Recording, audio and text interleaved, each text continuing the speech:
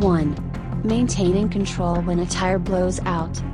There are a few steps you should take if you have a sudden and violent deflation of a tire, but essentially your goal is to keep the car pointed in a straight line while you slow it down.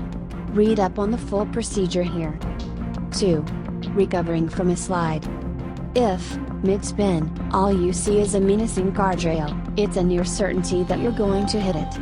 Keeping your eyes on the road, focused on where you want to be rather than on the object toward which you're going, is paramount.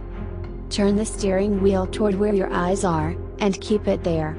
Don't worry about how far to turn the wheel, thanks to the magic of hand-eye coordination. If your eyes are in the right place, you'll steer to the right place.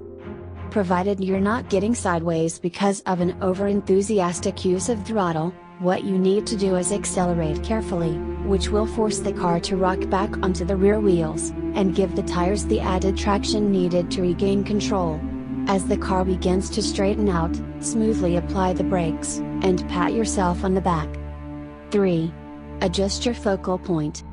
If you think of your brain as a computer, you'll understand that it needs time to process various pieces of information. If you're only looking at the car in front of you, you're not allowing your brain much time to process potential threats. Look as far ahead as you can to give yourself as much time as possible to react.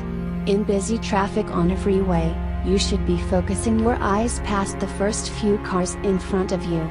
Look between lanes if you can, and trust that your peripheral vision will alert you if the car in front slams on its brakes. That's why you have it. 4. Braking with anti-lock brakes.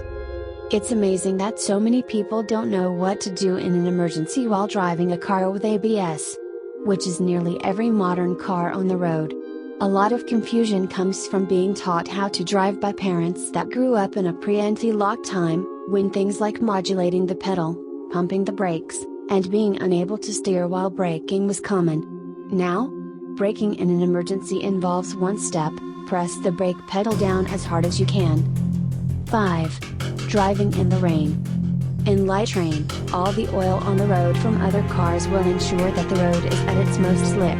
Heavier rains wash that away, but then you deal with potential hydroplumbing if there's so much water that the tires don't come into contact with the pavement.